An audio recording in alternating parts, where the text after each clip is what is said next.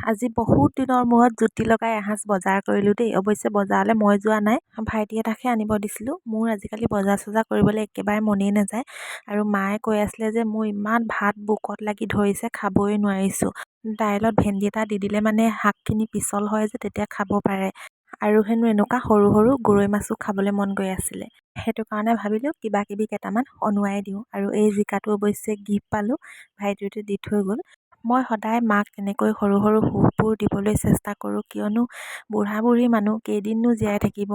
মৰাৰ পিছত ডাঙৰকৈ ভোজ ভাত দি সকাম পতাতকৈ মই মাক সদায় জীয়াই থাকোঁতেই সৰু সৰু সুখবোৰে সুখী কৰিব খোজোঁ। বহুত ডাঙৰ ডাঙৰ সুখ নিবিচাৰে মোৰ মায়ে, কিয়নো ডাঙৰ ডাঙৰ সুখৰ বিষয়ে নাজানেও।